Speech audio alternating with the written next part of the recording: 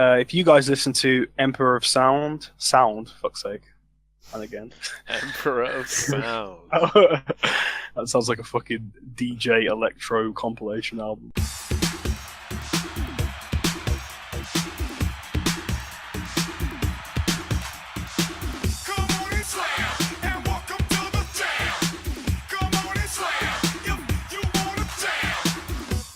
Hello everybody, welcome to Sunday Jamz. It is just Joe and Shaq. And on the agenda, we have the sludge metal icons Mastodon releasing their 7th album, Emperor of Sand, in about 15 years of trucking on.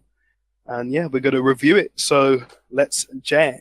Okay, so I guess the first point to make and the first thing to start on is the very obvious continued direction of Mastodon going down this kind of radio-friendly alternative metal route and away from what people know them as, which is this progressive sludge band, you know. I mean, this album really couldn't be further away from shit like Remission and Leviathan. Like, it basically sound like completely different bands in a sense. Yeah. Like, I'd say the only that really makes you still hear that it's Mastodon is like the crazy Brandeila drumming. Like, I feel like that's a staple no matter what they're doing. Although I think there are certain points on the album where they do show that classic aggression. Yeah, they up the technical at certain points. But they have a definitely, as I'll get onto later, they're definitely relying on those catchy hooks. Right, yeah. So, I mean, I don't know about you, but I'd say it definitely gets a bit much. Every single song is pop structured in what feels like the exact same way. And, like, really often there isn't that much on top. Like you say, there is a few songs where they kind of dabble in their older roots and their older sounds, but for the most part, it's really like verse, chorus, you know, like very strict. That is my main criticism of the album, I think, is that it gets a little bit samey and like I would even call some songs maybe a bit forgettable because they all share a lot in common. There's not much structural variety, I don't feel. No, definitely not. Like a couple songs do stray from that, but yeah, like Jaguar Guard, and Scorpion Breath. Yeah, but I mean, it's ironic because when you make every single song centered around being catchy and poppy, it stops working in a sense because it's like when every song is trying to be memorable, I just like they all get blended together in my head. If everyone's a superhero, no one's a superhero. Exactly. Shout outs to sick quotes that fit Incredibles boys. Exactly, man. So yeah, this is it. Like, I mean, I wouldn't call these tracks superheroes, but it's the same basic principle, which is when everything is trying to be catchy, it all just fucking blends together. Yeah. And I feel like not only is it catchy, like there's a difference between the catchiness of, say, Dry Bone Valley, but this actually feels like radio rock music. Like, it feels, especially a song like Show Yourself. Like, that feels like it was made for, like, daytime Kerrang radio, you know? Definitely. Like, it's so radio friendly. I feel like they've been gradually transforming into Queens of the Stone Age over the past few years, basically. Even though Queens of the Stone Age are like so much better than this. Yeah, exactly. Like, Queens of the Stone Age are experimenting with their sound and they do different stuff. And this is like them doing the most basic version of Queens of the Stone Age now. Like, that's what it feels like to me. A bunch of variations of, like, Go With The Flow.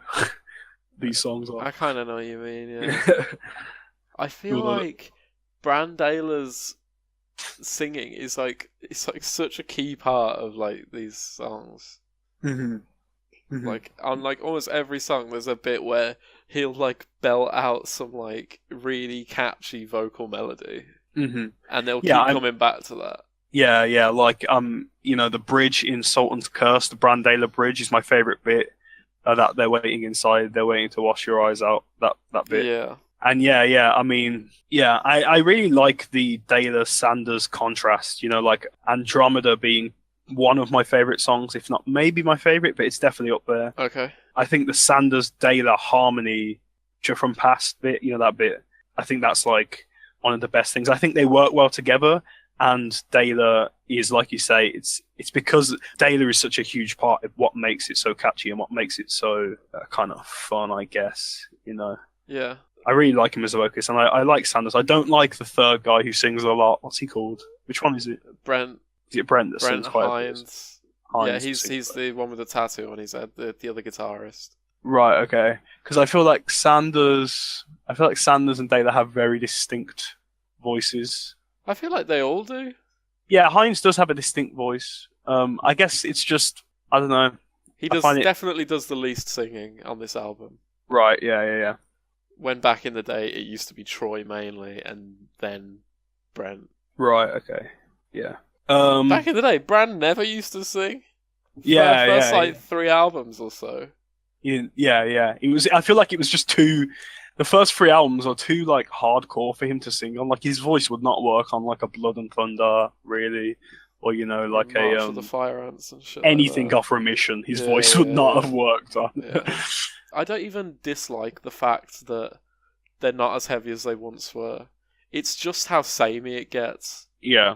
If there was a song like Steam Breather or Roots Remain on an album with songs like Crack the Skies songs, like if you put that kind of variety would be fine.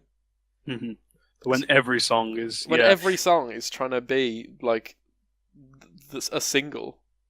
Right, yeah. It's like the word that kept echoing through my head every time I listened to it, and I think just encapsulates the whole album, is just boring. Like, I find this album so boring to listen to because it's like, oh my god, it's the same thing over and over again. And again, it's ironic because these types of songs, in a sense, shouldn't be boring. They're not long. They're not outstretched. They're quite nicely like packaged and contained in relatively short song times. Like 5 minutes, 4 minutes. Yeah.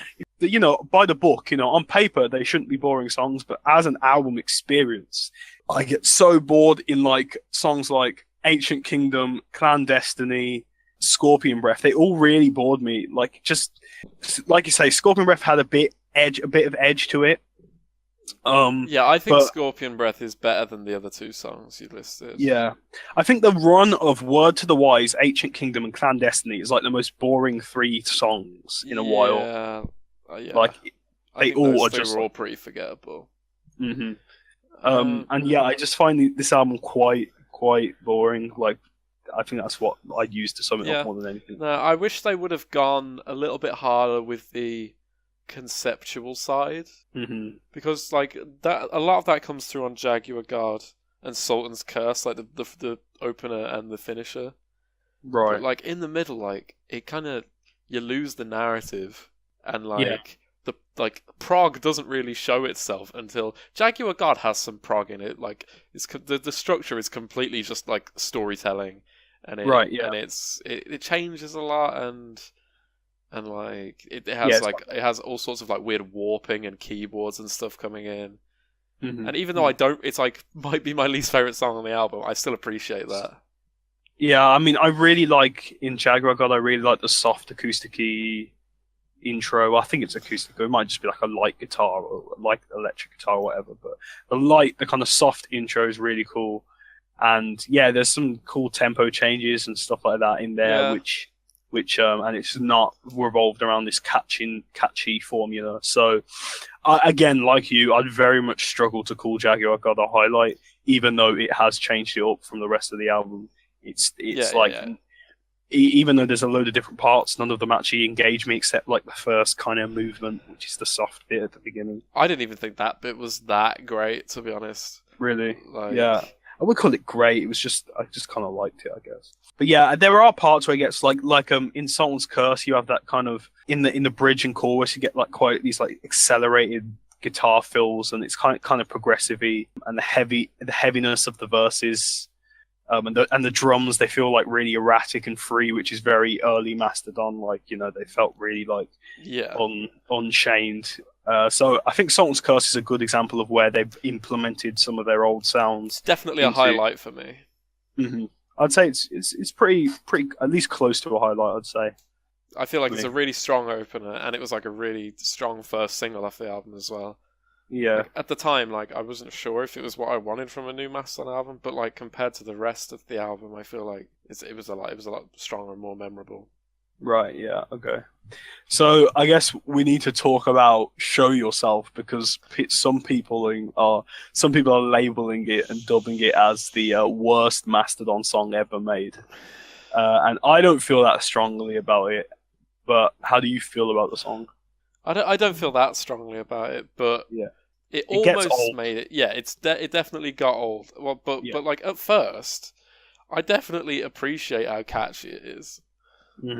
It sounds Like, good. I feel like it suffers from more than one listen. Like the first time I listened to it, I was like, okay, yeah, that's cool. And every time I listen to it more and more, I was like, wow. Like usually, even with simple songs, you'll find things on the second, third, and fourth listen which will be a bit refreshing. But I feel like this song is so unchallenging. Yeah. It's basically like dual choruses, like Dayla's chorus, and then there's Sanders' chorus, and then there's Dayla's chorus. Like there's basically just two choruses in the song. It's pretty surface level. And the riff is relatively bland as well. I feel like vapid is a good word for it. Like high impact at first, but it falls off hard. I keep wanting to just call back to Dry Bone Valley because I feel like Dry Bone Valley succeeds in what loads of this album doesn't succeed in, and I'm trying to put my finger on what it is about Dry Bone Valley that makes it successful. I think there's a lot of different like movements ish in the song. Like even though it's quite a simple song, you have you have like a verse and you have like two different kinds of bridges and then you have like the chorus, and they're all very distinct and they're all very like different. And also, like you say, the context of the album isn't that every other song sounds like Dry Bone Valley, which makes Dry Bone Valley shine on The Hunter, as opposed to here. If you put Dry Bone Valley on this album, it might suffer because a lot of these are kind of like crap Dry Bone Valley in a sense. Yeah, you know? but I'm trying to think of like what I'd think of these songs if I hadn't heard previous Mastodon albums.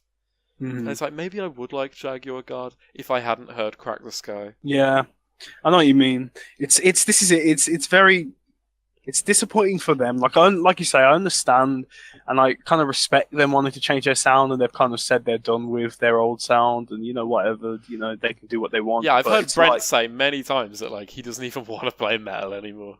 Yeah, exactly, yeah. And it's like if that's how you feel, then whatever, do what you want. But it's like it doesn't excuse it being so bland and boring and repetitive. Like you can make poppy metal songs and you can make this kind of alt rock, alt metal thing, but there are ways to make it more engaging and more interesting than this. Yeah, I definitely think wait, go on. I was going to say, especially with their talent, like they're so talented. Like, why wouldn't you use that talent, like in some sense? Like, I feel like they're just holding themselves back, kind of. I know what you mean. And kind of leading off that, I feel like there are definitely some lyrical weak points. Right. Okay. Like the chorus to Precious Stones. Yeah. I know what you mean. It's just the whole "don't waste your time." Yeah. Don't let it slip away from you. It's it's like typical metal. The vocal melodies are nice, but it just seems a little bit obvious and unimaginative. Way too easy. Yeah, for sure. Yeah, I think the verse is more the highlight of Precious Stones than the chorus, to be honest. Yeah. I really like the chorus. And I like the fills, like there's some really nice drum fills and stuff on the song. Brand's drumming, I feel like it's always like a highlight. Yeah, Brand is just a highlight, man. He's just sick. Yeah, no, for sure. Favorite drummers, like, absolutely. I feel like this album, in a sense, it's kind of an annoying middle ground. Like, it's not a middle ground. It's very slanted to Mastodon's simple side. But I feel like the way it's tried to sprinkle in the complexity is really irritating because it's like, it's so sparse and it's so like, every time they go for like a bit of a complex thing, it feels so like not built on in a sense. I feel like it just happens that it kind of fizzles out. It feels like it's just like splattered in random places, and it's like it doesn't really develop. Yeah. Anytime they kind of get any more complex than their regular what they're doing on this album. I know what you mean. I feel like they can't commit to making a song different, so they just like. I feel like they think they found the ingredients to make like a really good Mastodon song, and then they've like done that over and over. Right. Yeah. Well, I've already said that Sultan's Curse was one of my highlights, just because it was a good lead single. It's a good opener. One other thing I'll add about Sultan's Curse is I do like that they use all three vocalists in the song. Yeah. Because I think it really helps punctuate the different points of the progression of the song with totally different tones that conjure totally different atmospheres. Like, it's definitely one of Mastodon's strengths, the fact that they do all four actually sing. No. Or is it? No, it's three. Bill, the other guitarist, doesn't sing. Yeah, so when they use all three, it definitely is a strength of theirs, I think. Yeah. I also like that it's somewhat more of a conceptual song as well, because like in one of the interviews in the making of series on YouTube, Brand's talking about how this character is like sentenced to death by the Sultan, and like he ends up like escaping into the desert, and that's how the story begins. And then it gets onto like Steam Breather, where it gets into those like really trudging, like heavy, just like it feels like a Lost in a Desert vibe riff. And that's why Steam Breather is another one of my highlights. Okay. Because I feel like it captures that conceptual side just with the riff alone almost. And then Brand's verse is amazing. Okay. I think the conceptual side was something I never really thought about that much when I was analysing Steam Breather before, but the main problem I had with Steam Breather, which made it not a highlight for me, was I felt like the chorus was really campy and cheesy. Yeah. And like I felt like it didn't really fit Mastodon. I don't know. I've got that written down in my notes when I talked about, the weak chorus to Precious Stones. Yeah. In the whole I'm afraid of myself bit and everything. Like it's just, I don't know, man. I feel like it's too easy. Yeah, it felt very... Yeah, like it just didn't fit. Like I don't. When I say it doesn't feel like Mastodon, I don't mean like they need to go back to March of the Fire Ants. I just mean like it doesn't. It just didn't fit. Like I don't know. Like just the way they make music, it just felt so out of place. These really like campy choruses, and it's like I don't know. It just didn't work for me at all. Yeah, it sounds like lyrics you could find in a Disturbed song or something. Yeah, something like that, or even like a kind of emotional arena rock or something. Yeah, like, just kind of weird to hear it here. It's well sung though. It sounds catchy as hell. It's sung a bit cheesily, I think, for me. The Steam Breather one. That's fair enough. Yeah, the verse is definitely catchier. Yeah. The verse is sick. Yeah.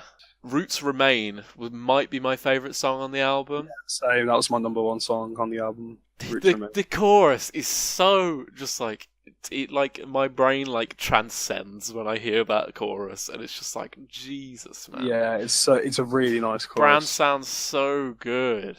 And again, there's a really nice use of contrast of the styles. Like within here, you have the kind of Daylor Sanders contrast, kind of working at its best. Yeah, I think it's got the really fast, like aggressive verses with Troy, with Sanders, and then it gets all like really spaced out feeling in the chorus, like the loads of reverb on the guitars, that boom boom boom boom boom. Yeah, and it doesn't feel repetitive as well. It feels like it has a bunch of ideas in the song. That it gets kind of proggy towards the end with like the weird vocoder voice and everything, and the solo's sick. Like that's definitely a highlight for me. Yeah. And then my last highlight was Scorpion Breath. Personally, okay. I really like how it felt kind of like a throwback to something off Leviathan because it's just like non-stop, like relentless aggression, which is something I felt the album kind of lacked. I do know what you mean. Like I put that, like I liked the way that the really aggressive chorus, like for once an aggressive chorus.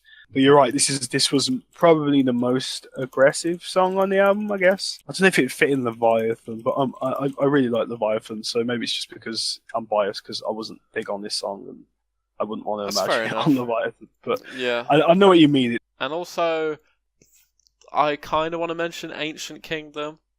Really? I thought it was kind of forgettable and kind of like mostly forgettable, but I appreciated the major sounding chorus, like how triumphant, and I don't know, it just felt like a change of tone, a change of like emotion being evoked, because a lot of it does sound really moody and like just like typical winding Mastodon riffy. Yeah. But I like the feeling that comes in the chorus, and it might have had my favourite solo on it as well.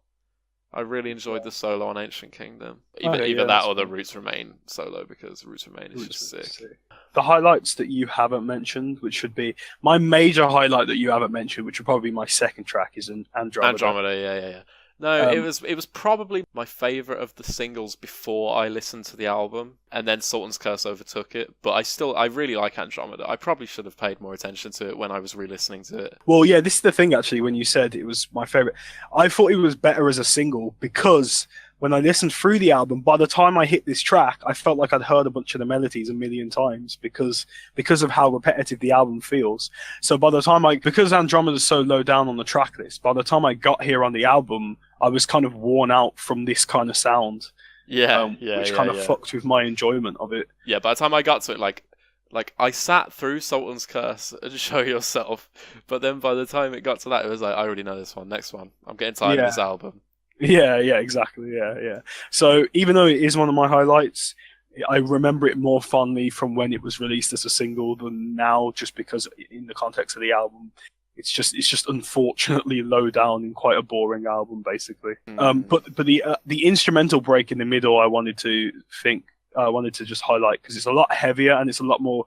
It was really complex and ear grabbing, and the instrumental break in this song around the middle, that I felt like was quite Leviathan-y, or just old Mastodon-y, even if it's not specifically Leviathan-y. It is super, like, it just sounds heavier than what we've come to expect from recent Mastodon. I feel like when Andromeda dropped and people were waiting for the album, people kind of have to show yourself. People were like, what the fuck? But then like Andromeda dropped and they're like, oh, okay.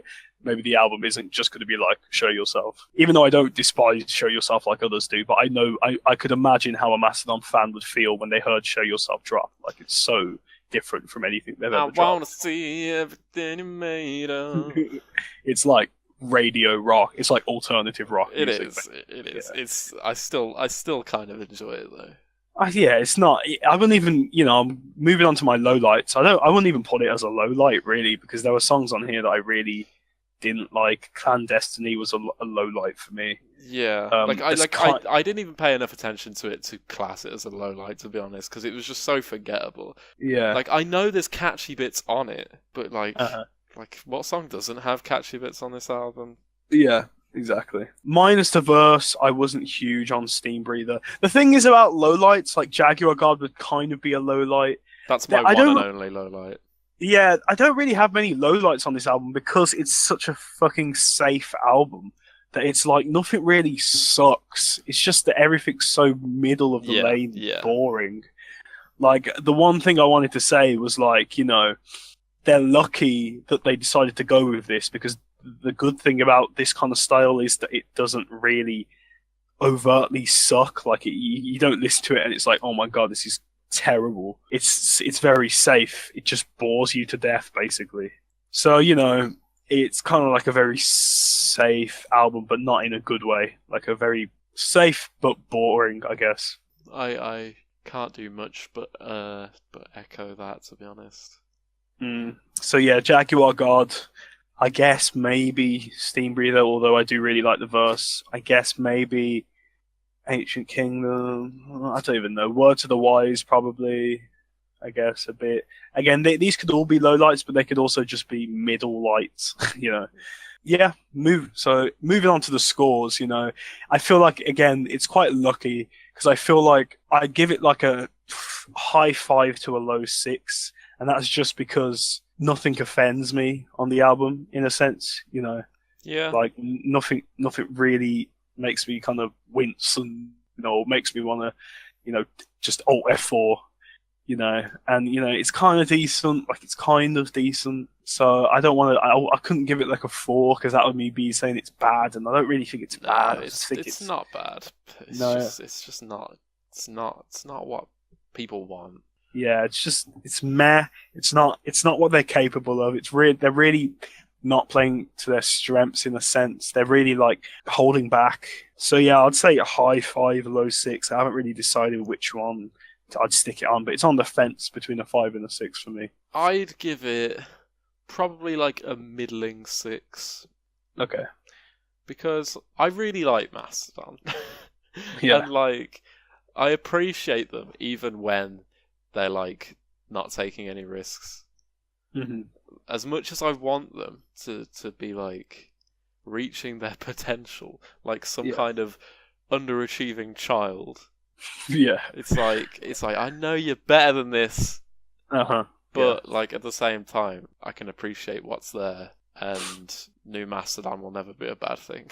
Yeah, I mean, there are songs that I'll keep from this album. You know, I'll stick a few songs in a playlist somewhere so I can return to them. It's not like a complete bomb for me. You know, I still got something from this album. There's still a few songs I'll probably return to. I probably won't ever listen to the album from front to back again. But I won't listen to Jaguar God again. Yeah, I'm pretty sure I'll never just stick this album on. But there are a few songs that I'll be... Roots Remain I'll definitely return to. Man. Oh my god. Yeah, it's a really good song. Thanks for listening. If you guys listen to Emperor of Sand, what did you think of it? Please let us know in the comments. We'll put an iTunes and an Amazon link in the description. So go over and support Mastodon if you like the album. Go and buy it. Make sure to subscribe, like, share, and... just do everything that you can do to this video except dislike. Never hit that dislike button. Never do it. Don't do it. Ever. Goodbye. Bye-bye.